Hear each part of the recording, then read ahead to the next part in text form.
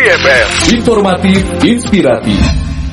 Oke, selamat berjumpa kembali dalam perbincangan bersama teman-teman dari Magnet Solusi Integra MSI Consulting dan di program Solusi STM ya.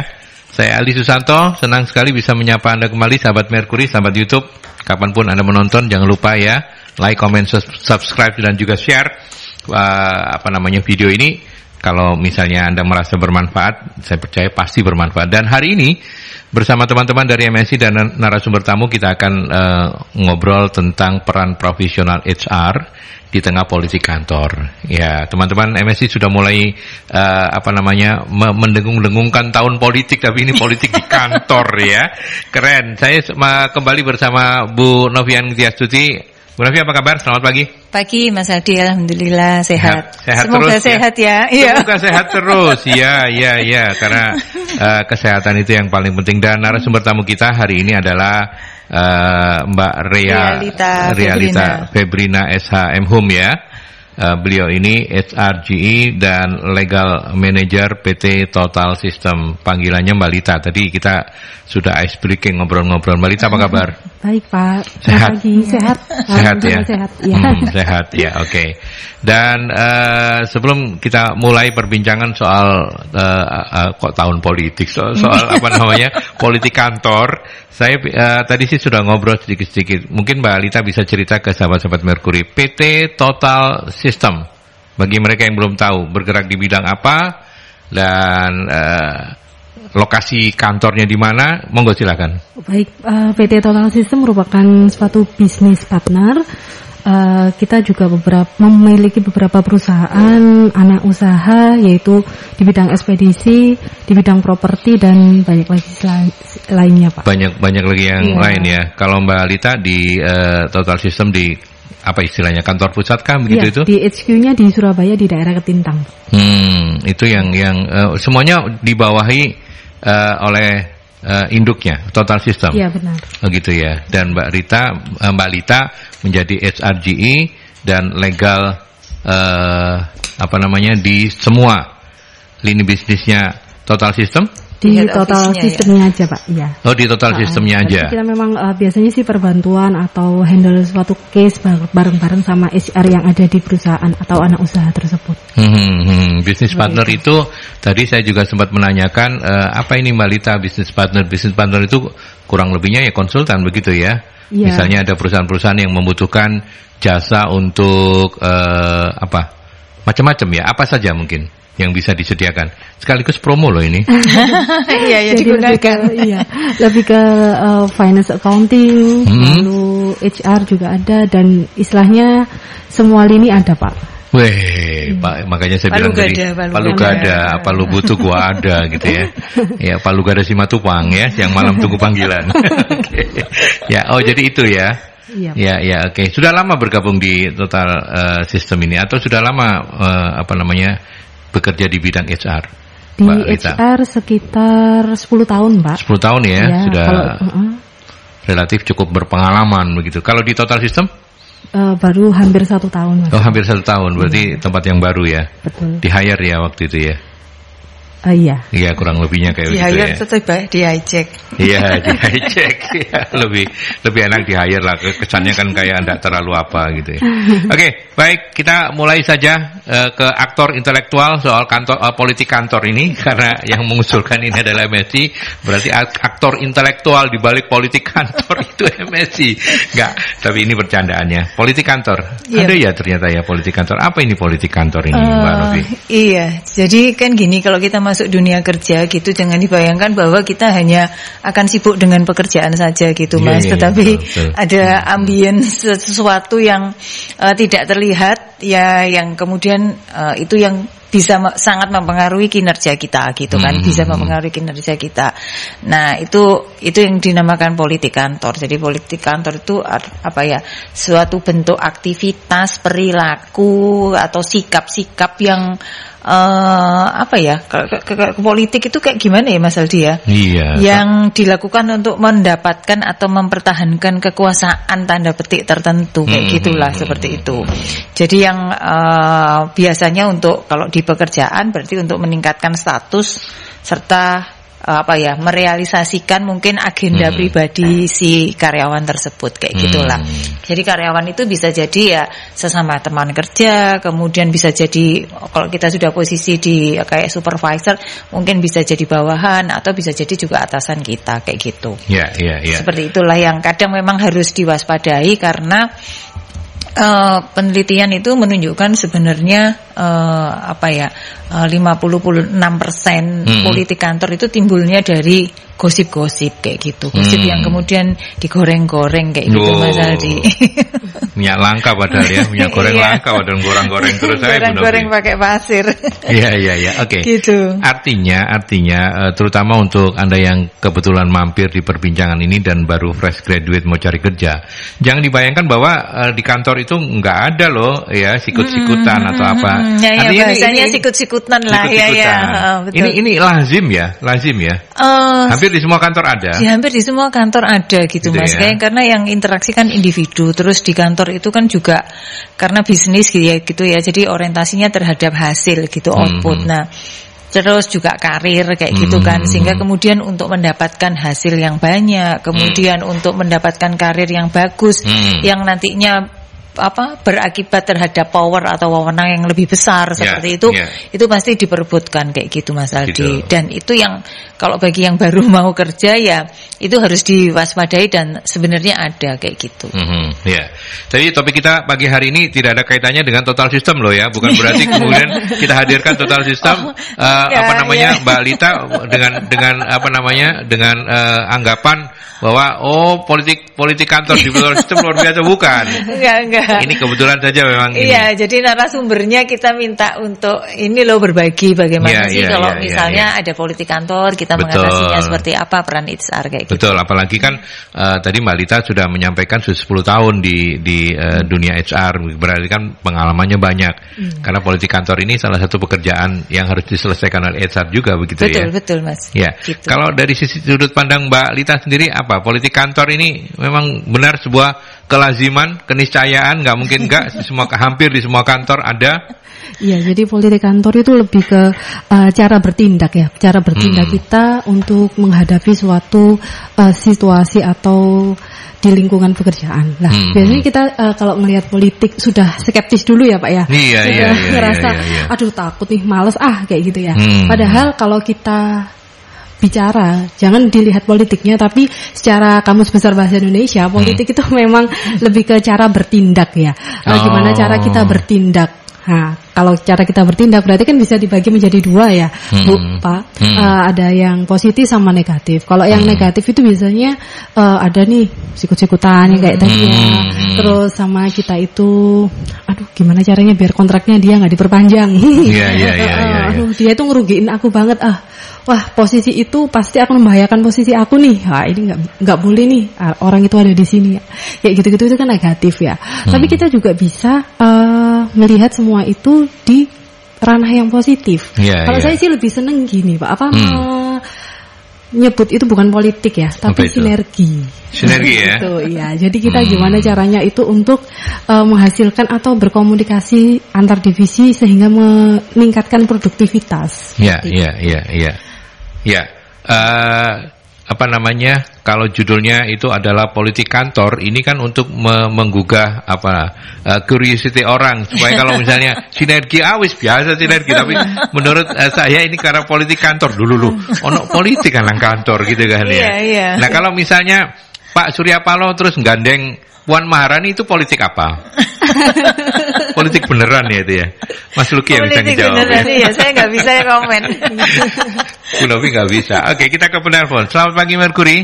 Selamat pagi. Assalamualaikum warahmatullahi wabarakatuh. Waalaikumsalam. Terima kasih. Semangat terus ya Pak Sumarwito ya. Ini ya. Kalau gini, Mbak Lita ini kan sudah jabatannya sudah tidak tinggi ya. Terus yang di bawahnya itu kan mesti kepengen naik jabatannya seperti Mbak Lita gitu. Ya, terus? Dan Mbak Lita itu kan juga harus belajar supaya dia bisa naik lagi. Dia ke direktur kata apa? Seperti Mas Aldi. Mas Aldi ya pancet yang tadinya ini terus ya toh. Ya, kok gak ono sing apa itu? Loh, kalau saya naik jadi owner Pak lah, saya enggak punya uang ya apa? Nah, iya. Makanya itu satu contoh seperti apa itu radio sebelah itu kan gitu, ono sing langsung pindah jadi dosen, ono sing pindah karena notok wis gak iso. Yeah. Iya toh? Kalau saya sebagai owner iya toh. Itu ayo tak tawakno ning koncoku, tak ya aku ada kompensasinya kan gitu. Iya toh, aku tak ganti iki. Ono aku mbiyen punya band, punya net club, punya kan gitu. Itu tak tawarkan, iya toh. Terus punya kos-kosan, punya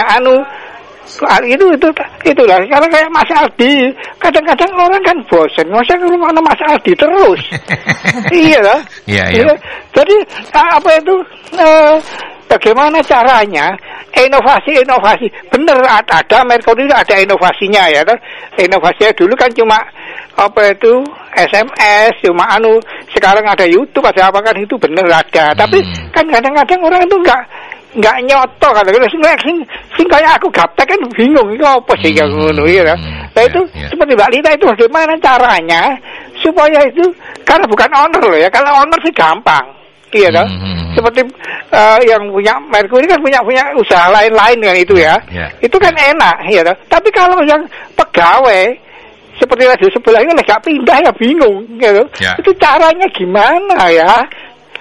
Harusnya harus punya inovasi. Soalnya yang bawah itu tetap harus nyodok naik kan. Terima kasih. Baik. Assalamualaikum warahmatullahi wabarakatuh. Waalaikumsalam. Satu yang saya catat dari Pak Sumarwito tadi itu, saya ini punya anunya banyak Pak Sumarwito. Bercanda ya. Silakan kalau mau dikomentari. Tapi intinya ya itulah ya, ada keinginan untuk naik jenjang kayak begitu.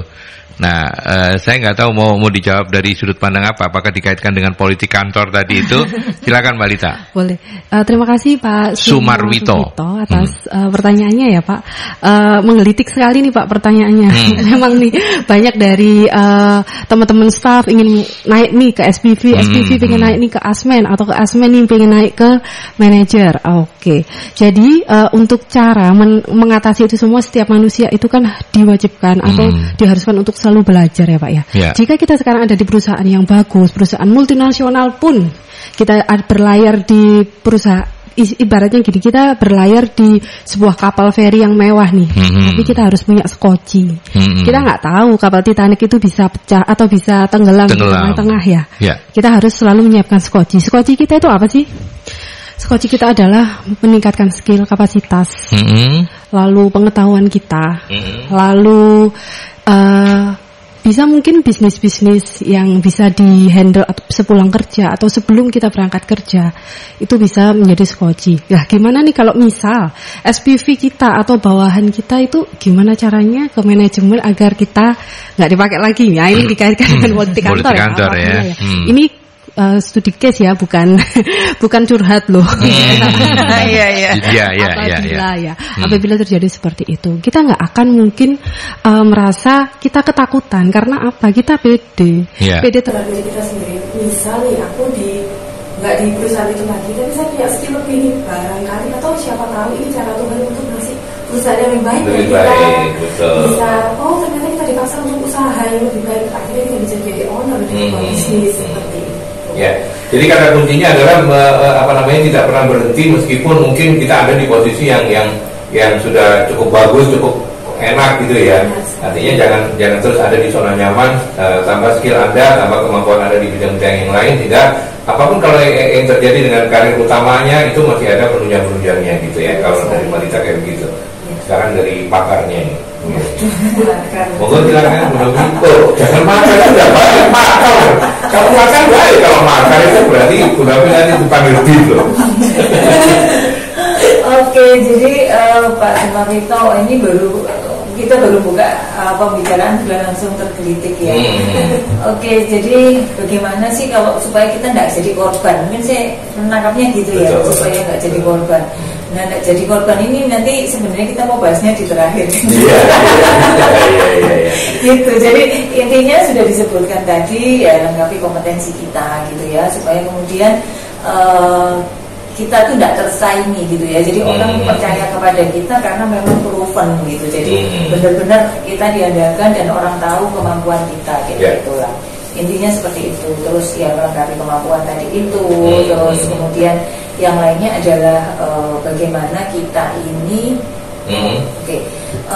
satu yang penting itu sistem yang ada di perusahaan gitu, yang memastikan bahwa apa yang kita lakukan itu tercatat atau terdokumentasi. Jadi ada form-form yang kertas kerja yang kemudian bisa dari situ terekam bahwa itu adalah hasil pekerjaan kita gitu, supaya nggak kena sapor dan sebagainya lah, kayak gitu-gitu lah tadi.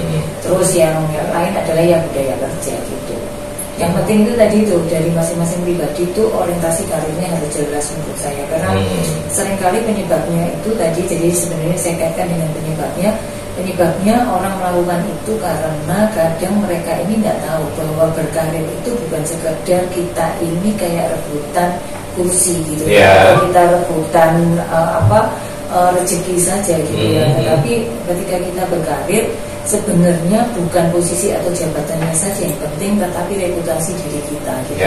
Karena ketika reputasi diri kita baik, cara kita berpikir benar, cara kita mengembangkan orang benar, orang itu bukan hanya yang ada di perusahaan, tetapi orang dimanapun yang kenal kita itu akan tahu kita seperti apa gitu. Dan itu yang sebenarnya membuat posisi kita itu tidak tergoyahkan gitu kan. Seperti itu. Iya, betul. Iya, itu ya lebih ya. Iya, jadi kurang seperti itu Pak Sumarwito gitu. Jadi yang penting itu karena ketika kita berkarir itu tadi bukan sekedar bahwa dapat pujian atau dapat kepercayaan dari bos. Nah iya, memang itu salah satu cara bahwa kita dianggap kompeten.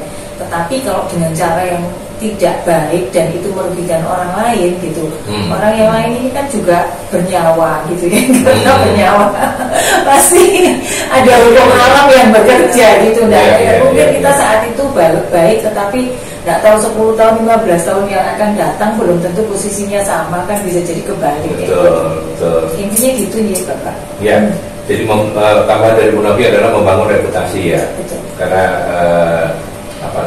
perusahaan dan karyawan itu punya hak dan kewajiban yang sama ya. Kalau perusahaan jalan lebih cepat, kita lambat ya kita yang ditinggalin. Tapi kalau perusahaannya jalan di tempat, sementara kita jalan lebih cepat ya boleh kita meninggalkan perusahaan untuk cari perusahaan yang lebih baik ya. Yang penting itu, terima kasih Pak Sumarwito sudah menghangatkan pagi hari ini. Kita ke iklan dulu.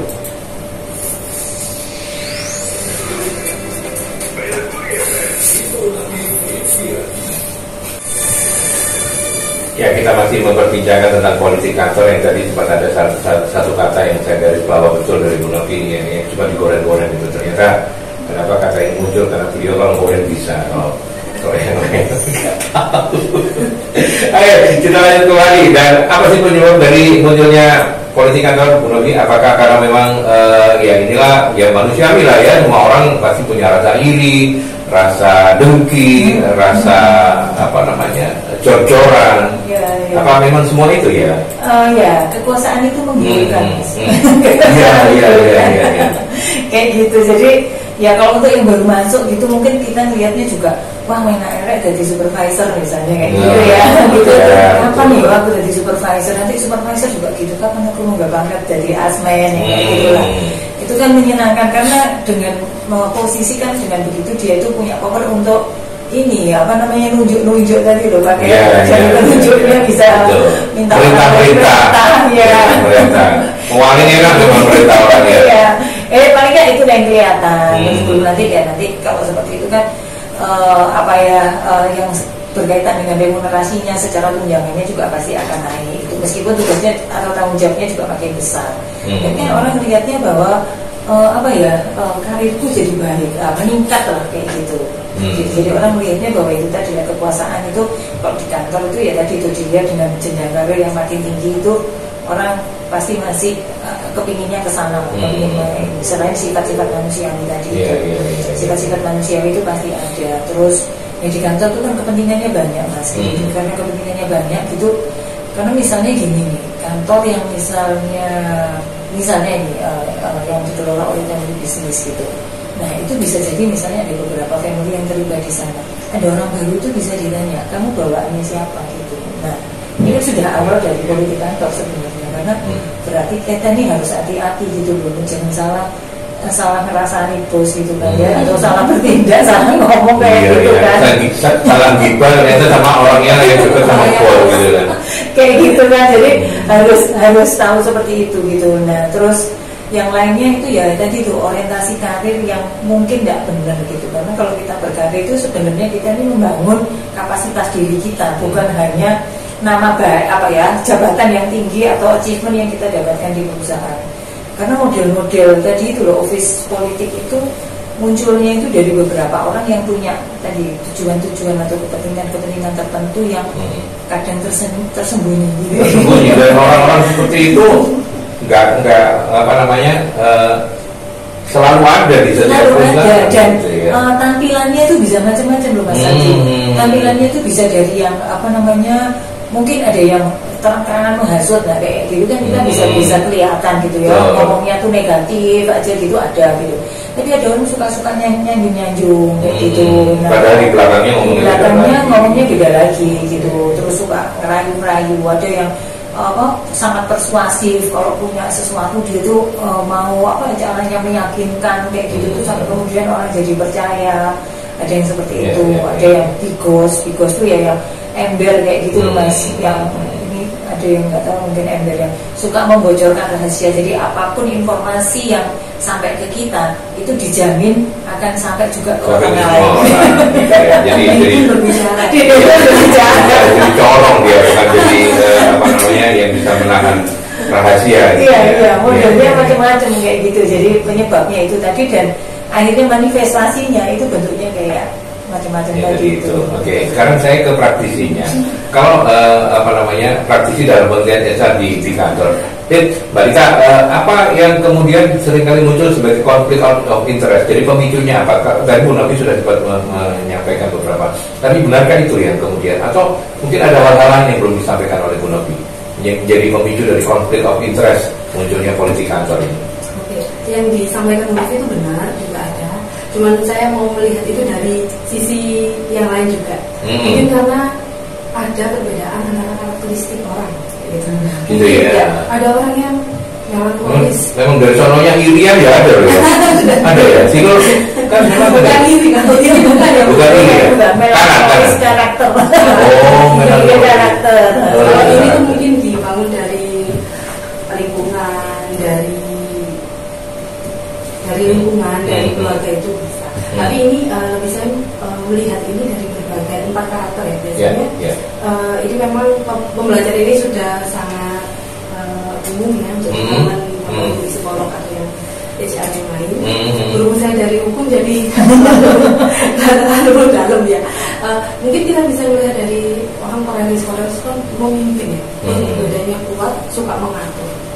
Punya anak buah nih, kawan polis. Pada waktu audit, buku-bukunya Pak Pani-Pani ya, balik kontak, ada banyak orang buruan ini buruan, padahal orang Malaysia adalah orang yang teliti, orang yang merasa teliti, semuanya harus sama. Bapak ini belum selesai, ini kan harus perfeksionis, harus gini. Sudah nanti auditornya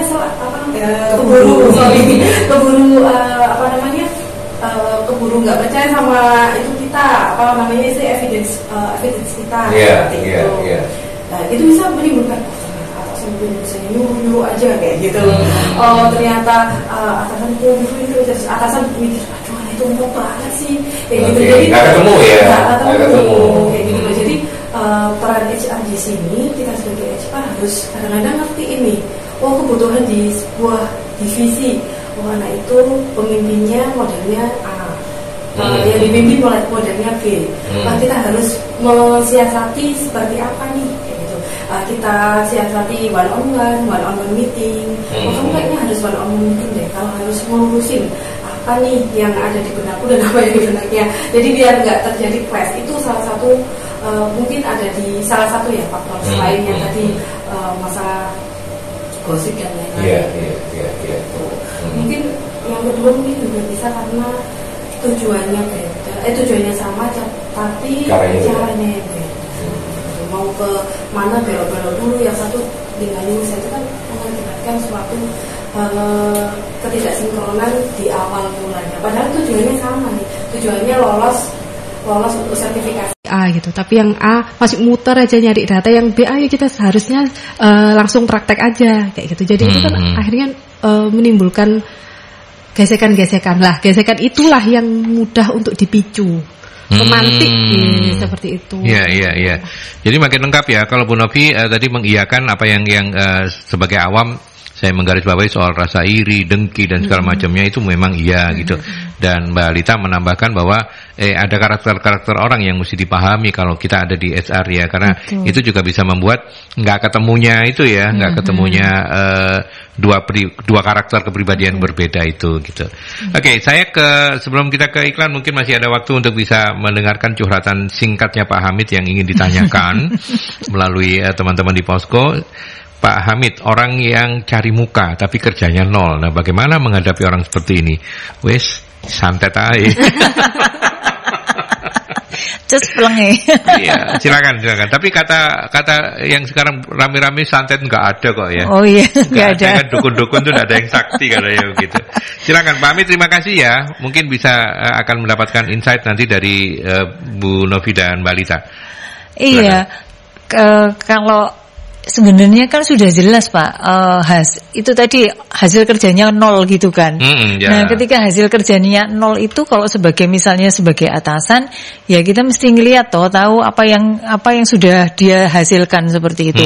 Kalau nggak ada hasilnya terus kemudian hanya bicara-bicara aja, nah ya seperti itu. Atasan juga harus benar-benar objektif, terus benar-benar ngelihat bahwa pekerjaan masing-masing orang di dalam timnya seperti apa, bukan hanya mendengarkan suara gitu ya, maksudnya mendengarkan bisikan gitu kan. Seringkali kan kalau jadi atasan nih gitu tidak melihat apa yang dikerjakan, tetapi itu tadi loh dengar pembisik-pembisiknya kayak gitu. Itu begini. Nah, itu hati-hati. Kalau pembisiknya enggak benar kan bisa jadi itu tadi salah, gitu, jadi meleset gitu. Betul kan kayak gitu.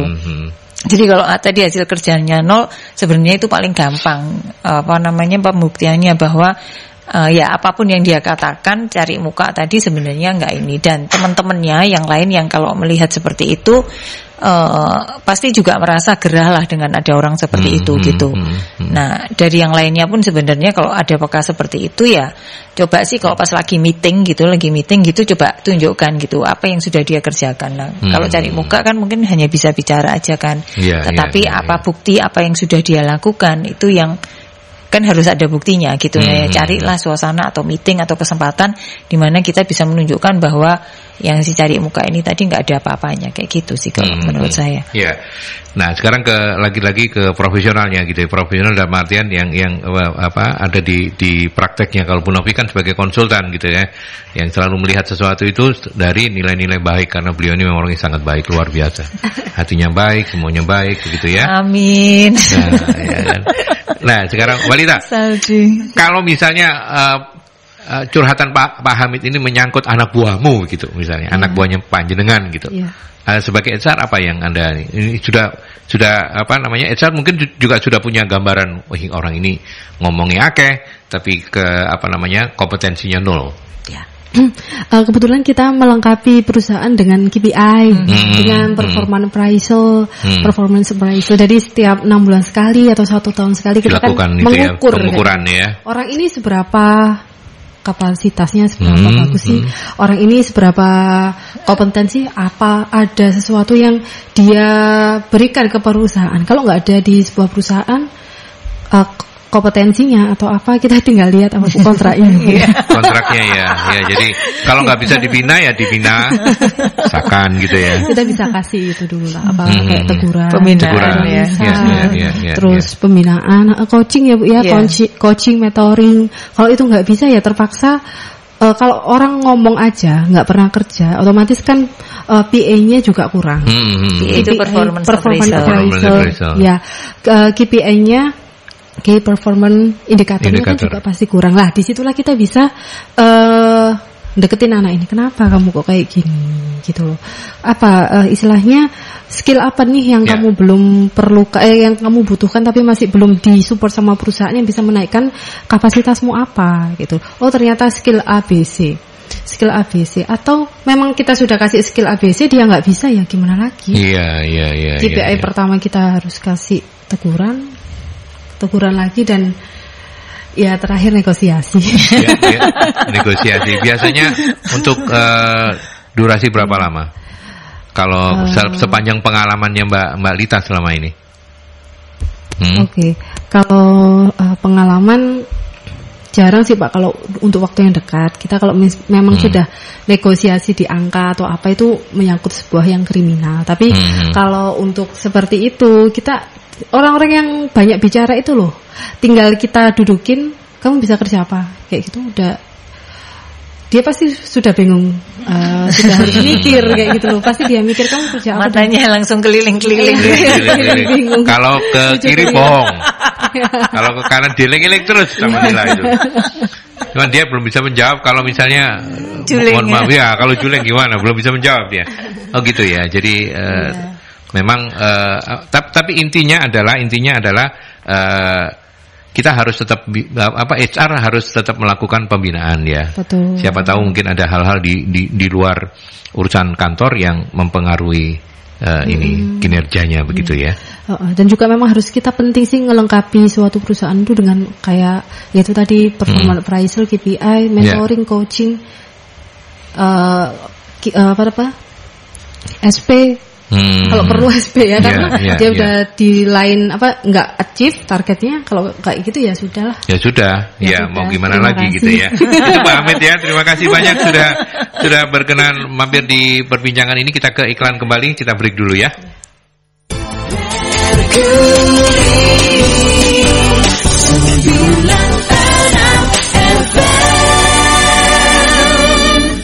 Oke, kita lanjutkan kembali. Terima kasih sahabat-sahabat Merkuri. Tadi Pak Hamid sudah diberikan komentar ya.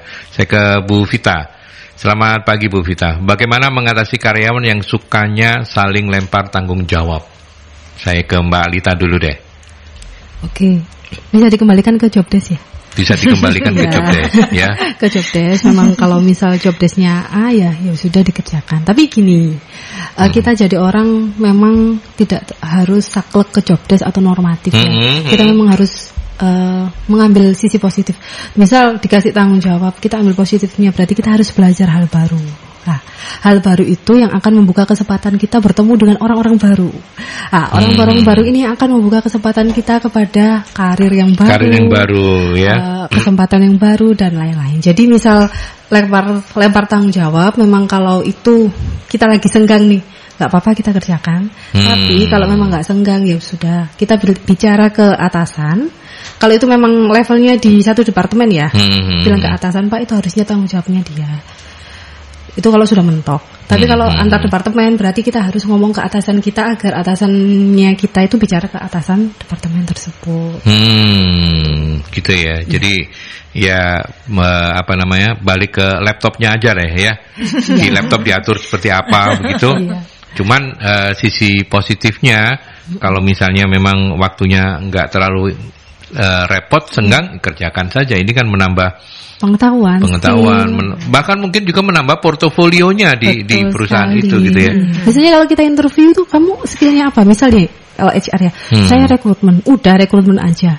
Gitu. Kita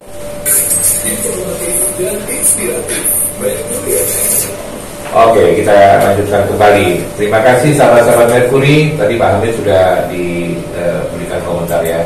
Saya ke Bu Vita. Selamat pagi Bu Vita. Bagaimana mengatasi karyawan yang sukanya saling lempar tanggung jawab? Saya ke Mbak Alita dulu deh. Bisa dikembalikan ke job desk ya? Bisa dikembalikan ke job desk ya. Ke job desk, memang kalau misal job desknya A ya sudah dikerjakan. Tapi gini, kita jadi orang memang tidak harus saklek ke job desk atau normatif. Kita harus mengambil sisi positif. Misal dikasih tanggung jawab, kita ambil positifnya, berarti kita harus belajar hal baru. Nah, hal baru itu yang akan membuka kesempatan kita bertemu dengan orang-orang baru. Nah, orang-orang baru ini akan membuka kesempatan kita kepada karir yang baru, ya. Kesempatan yang baru dan lain-lain. Jadi misal lempar tanggung jawab, memang kalau itu kita lagi senggang nih, nggak apa-apa kita kerjakan. Tapi kalau memang nggak senggang ya sudah, kita bicara ke atasan. Kalau itu memang levelnya di satu departemen ya, dia ada atasan Pak itu harusnya tanggung jawab. Itu kalau sudah mentok. Tapi kalau antar departemen berarti kita harus ngomong ke atasan kita agar atasannya kita itu bicara ke atasan. Itu ya. Jadi ya balik ke laptopnya aja ya. Di laptop diatur seperti apa gitu. Cuman sisi positifnya kalau misalnya memang waktunya enggak terlalu repot, senggang, kerjakan saja. Ini kan menambah pengetahuan, bahkan mungkin juga menambah portofolionya di perusahaan itu gitu ya. Jadi kalau kita interview itu kamu apa? Misalnya kalau HR saya rekrutmen, udah rekrutmen aja. Kita bakalan kok cuma bisa rekrutmen aja. Padahal kan kalau misal dia mau membantu divisi lain, HSE mungkin, divisi penggajian, payroll mungkin. Oh saya bisa semua, general HRD saya bisa. General HRD, apalagi bisa goreng misalnya gitu bisa aja. Goreng gosip. Wajar tuh Bu Novi ketawanya. Misalnya loh. Menyinggung saya. Loh, karena apa? Memuji-muji saya. Ya luar biasa, goreng aja itu enak loh. Kayak main bola gitu. Waduh. Ya. Jadi kayak begitu. Sekarang gilirannya Bu Novi. Tunjukkan keahliannya Bu Novi. Oke Pak, kalau orang lempar tanggung jawab, yang paling gampang ya dilempar balik ya. Kan gini, tadi sudah disinggung tentang job desk gitu ya. Ketika kita mengerjakan sebuah pekerjaan kan ketahuan nih outputnya itu apa. Jadi aktivitas yang kita lakukan itu kan pasti ada outputnya gitu ya. Nah kalau tadi itu job desknya kita apa, outputnya itu apa lagi yang berbeda, yang pekerjaan yang dilempar tanggung jawab kan, ya enggak apa-apa kalau saya ya sambil kita bisa show off ke atasan kita bahwa Pak ini saya ngerjain ini gitu kan, kayak gitu kan. Jadi kan sebenarnya jadi kalau sudah seperti itu ya tadi tuh kalau sudah ada yang lempar tanggung jawab, jangan kemudian kita ini dengan lugunya, dengan lugunya juga kemudian yang dikerjakan tadi kita kasih ke dia gitu kan, nanti akhirnya dia yang memetik hasilnya gitu ya. Kalau seperti itu ya enggak apa-apa, kasih aja dia bocoran sedikit, yang lainnya kita yang lapor. Semoga ini tadi jawaban yang agak ringan ini melegakan, nggak terlalu bikin sepaneng. Iya betul karena memang yang diharapkan pasti itu jawabannya begitu kan.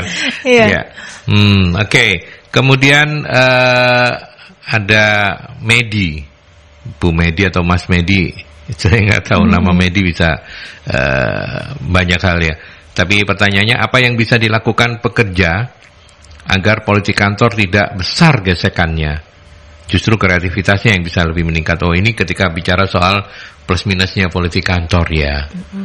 Tadi Mbak Lita sudah menyampaikan itu, tapi kemudian kalau misalnya dalam kasus seperti ini ada sahabat Merkuri yang ingin menanyakan apa yang bisa dilakukan oleh pekerja agar politik kantor tidak besar gesekannya. Tapi mungkin bukan cuma pekerjanya, ya mungkin HR-nya yang kemudian bisa melakukan kontrol ya, atau seperti apa Mbak Lita? Kalau kita sebagai seorang pekerja ya, kita harus memperluas networking. Jadi gini, perbanyak bank account positif ke departemen lain. Jadi misal gini ya, kita sebagai misal nih kita accounting, bisa Excel lah, pasti mahir. Lihat nih orang logistik itu pokoknya ada selisih terus waktu ada Vivo nggak Vivo berarti kan kemampuan untuk Excel atau kemampuan untuk menghitung kurang. Sini aku ajarin nih. Nah berarti kan sudah kita memberikan positif ya, positif ke orang logistik. Sini aku ajarin. Terus di R&D itu bisa nih kerjasama sama orang marketing, ini loh yang dikepinginin sama customer yang baru itu kayak gini, rasa yang kayak gini, memberikan suatu kontribusi sehingga apabila setiap divisi atau kita memberikan positif ya, energi positif, memberikan kontribusi yang positif itu akan kembali ke kita lagi gitu. Kalau misal kami memberi buku yang kami baca ya di Rhonda Brain untuk The Secret ya. Kita itu memancarkan energi ya.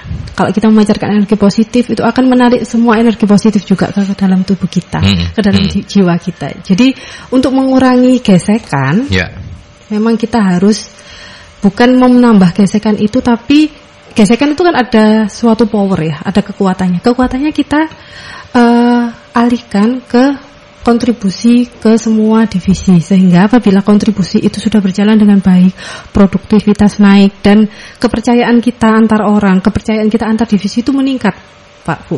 Jadi misal HR nih nggak disukain kan biasanya sama divisi lain ya kan. HR itu bisanya ngatur-ngatur doang. Tapi kalau kita cerewet lagi. Untung baik, untung cantik ya. Iya. Untung ganteng enggak ya? Iya betul. Jadi saya cerewet gitu. Hidup lagi gitu kok ya, hidup gitu loh gitu. Iya. Jadi memang setiap divisi ya. Misal HR biasanya ya. Kelasnya sama orang produksi misal. Kayaknya produksi ini harus dikurangi nih orangnya nih untuk bisa efisiensi atau bisa menekan produktivitas. Produksi loh, kamu nggak tahu di lapangan kayak gimana, aku butuh orang produksi banyak lah. Sebelum itu terjadi, sebaiknya bersama-sama ke lapangan antara HR sama produksi. Kita ke lapangan, oh memang ternyata untuk posisi ini, untuk istilahnya kalau di manufacture itu mungkin untuk packing itu harusnya butuhnya orang sekian. Jadi biar sama-sama tahu. Oh iya, ya aku ngertiin kamu kok. Memang kamu butuh kayak gini. Ya udah aku ngertiin HRD karena di manajemen mau menekan ya untuk menekan karyawan. Jadi saling ngertiin ya gitu. Menambah bank account kebaikan gitu ya. Itu ya. Oke. Monggo Bu Novi ditambahkan. Baik, kalau tadi sudah disampaikan yang ini tadi yang kalau secara pribadi ya, kalau saya mungkin menyorotinya secara sistem ya Mas. Kembali tadi juga kepada jawaban pertama tadi bahwa bukan satu-satunya cara yang paling ampuh untuk menunjukkan dan supaya kita tidak termakan oleh office politik adalah yaitu tadi kita harus punya kompetensi yang proven kayak gitu kan, sehingga kemudian orang ini jadi akan percaya kepada kita, hormat kepada kita, dan tahu bahwa tidak semua orang bisa melakukan seperti itu. Nah, berarti yang dibangun itu adalah kalau kita sebagai HR, kita harus membangun sistem kompetensinya. Jadi kompetensi model yang ada di perusahaan. Artinya apa? Dengan begitu kita ini menyiapkan orang-orang supaya dia ini mempunyai kualifikasi sesuai dengan kompetensi yang diharapkan, sesuai yang ada di perusahaan. Sehingga kalau semua orang kompeten, kan kadang seringkali itu toh yang tanda tak mampu gitu loh Mas. Jadi sirik orang sirik tanda tak mampu. Itu. Nah, kan biasanya itu karena tidak mampu terus orang itu cari cara karena tetap mau eksis kan kayak gitu.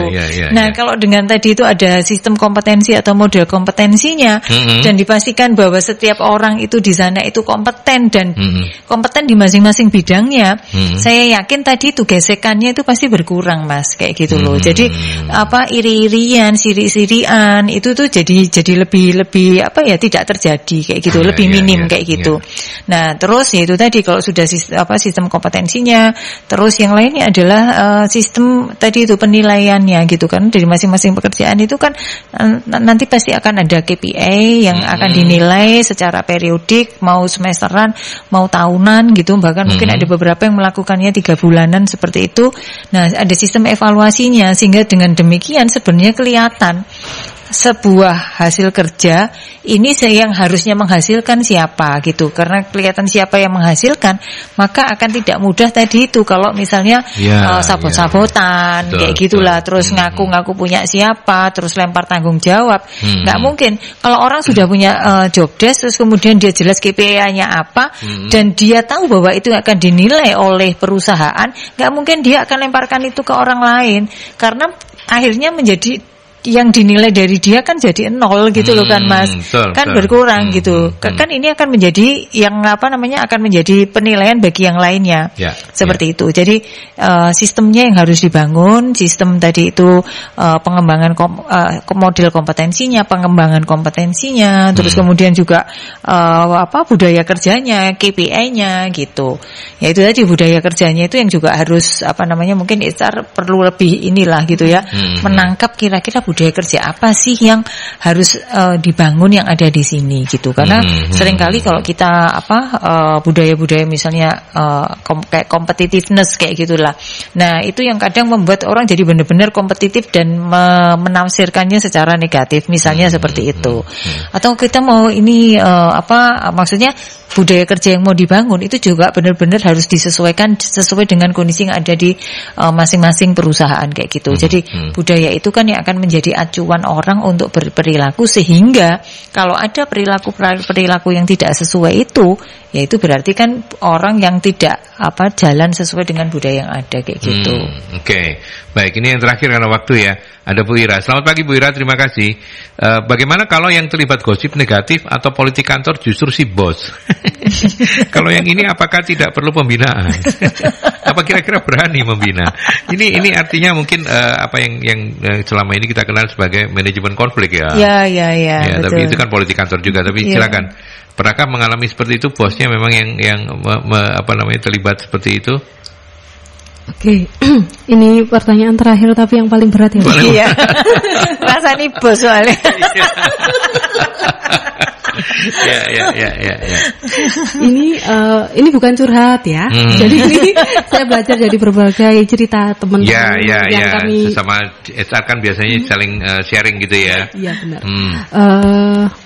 Jadi mungkin bos itu belum terlalu mendalam ya. Mungkin bahwasanya politik kantor yang negatif. Ya, kita tadi kan sudah membagi dua ya, negatif sama positif ya. Kalau yang negatif itu ibaratnya kan nanti antar departemen rasan-rasan, saling menggosip ria kayak gitu. Akhirnya dari 8 jam kerja kita itu nih 1 jam aja yang efektif. 7 jamnya gosip aja gitu ya. 1 jamnya gosip aja nih. Sehingga memang kita sebagai HR harusnya memberikan insight nih ke bos, kalau kita memang politik kantornya itu negatif kayak gini, anak-anak itu banyak gosip gitu. Akhirnya yang di WA grup itu isinya gosip bos, jadi gosipin bos. Kita sebagai HR kan memang harus itu ya, harus netral, jadi jembatan antara pemberi kerja dan penerima kerja. Jadi ketika di 8 jam itu hanya 1 jam yang efektif, beliau akan mikir, oh iya berarti aku harus memberikan efek positif nih. Aku harus memberikan contoh, menjadi figur yang baik kepada anak-anak buahku. Nah kalau memang 8 jam, 7 jam buat gosip, 1 jam buat kerja, kan lama-kelamaan produktivitas akan turun, dan sehingga semua kinerja perusahaan kan pasti tidak mencapai target. Betul, gitu ya. Tidak mencapai target. Yang rugi ya bosnya sendiri. Gitu ya. Jadi kita sebagai HR harus smart juga, harus ngasih pendapat. Walaupun kita biasanya dari awal-awal ditolak, apa sih kamu itu bukan urusan kamu.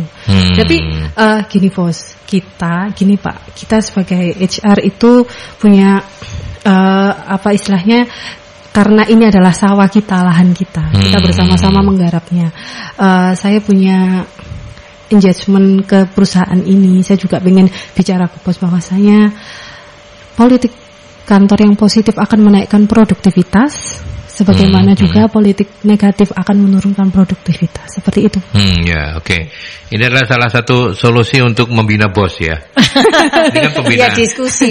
Lah iya, pembinaan dengan cara diskusi, dengan cara menyampaikan fakta-fakta. Kalau sampai akhirnya bosnya sadar sendiri, jangan-jangan yang memulai gosip ini saya gitu ya. Berarti kan artinya bosnya akhirnya jadi ya mungkin dia akan berubah.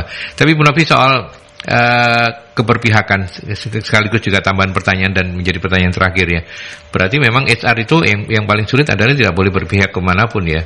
Padahal sebagai manusia kan ya juga seneng sama orang, tidak seneng sama orang itu kan ada juga ya, tapi harus ditekan kan ya kayak gitu. Nah, tips dan triknya seperti apa ini?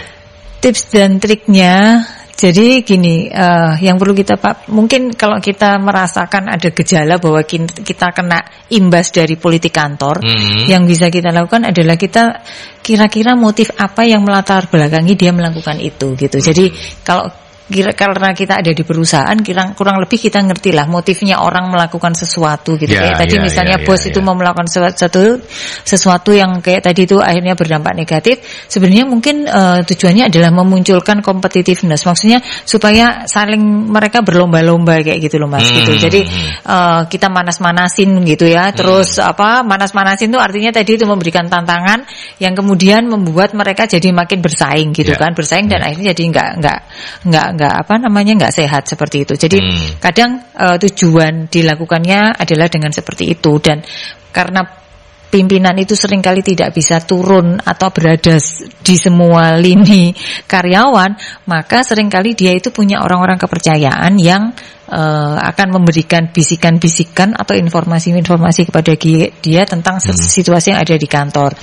Nah, seperti itu. Nah, ini kita juga harus hati-hati nih dengan para pembisik-pembisik itu gitu. Jadi kalau ada di kantor, mungkin kalau kita sudah di level-level tertentu, ya kita harus ngerti kira-kira siapa yang dekat sama bos, terus tone-nya kayak apa. Tone-nya kayak apa gitu loh. Kalau ini netral loh, nggak apa ngasih informasinya netral. Oh, kalau ini ada sedikit hasutannya ditambah persepsi pribadinya dia kayak gitu. Nah, itu yang harus kita harus kita waspadai dan kita tahu, sehingga kita juga nggak boleh salah langkah terhadap orang-orang itu gitu kan, supaya kita nggak salah langkah terhadap orang-orang yang tadi itu menjadi kepercayaan bos melakukan itu semua. Karena ada memang orang-orang yang itu tadi salah mengartikan bahwa kalau dia dekat sama bos, dia memberikan informasi-informasi yang sudah digoreng-goreng sama dia sendiri, itu dia persepsi bahwa ya itu tadi jadi karirnya jadi lebih cepat naiknya, jadi lebih dipercaya gitu kan. Dan dia juga bisa menang tanda petik atas siapa yang sebenarnya pada saat itu dia ingin harapkan digeserkan atau hendaknya ingin dia kayak gitu. Sudah menjawab belum pertanyaan saya? Pertanyaan Mas Aldi. Yang tadi yang mana pertanyaannya? Itu yang soal tips dan trik. Tapi kalau yang soal manajemen konflik, mungkin itu tentang manajemen konflik itu tadi. Jadi kadang itu tadi lebih karena sebenarnya tadi tidak terlalu negatif semuanya, tetapi ada juga tujuan-tujuan seperti itu. Dan sebenarnya buat kita pribadi yang menjadi tantangan supaya kita menunjukkan gitu. Kalau tadi sistem yang ada di organisasi itu sudah ada sistemnya yang seperti itu, sebenarnya lebih tidak sulit, jadi lebih mudah untuk kita bisa melakukannya. Ya, artinya persiapkan sistem juga penting ya, betul. Ya. Itulah kenapa MSI ada dong. Betul. Ya kan? Iya, betul Mas Adi. Selalu saya bisa menyambungkan ya. Menyambung lidahnya MSI. Oke.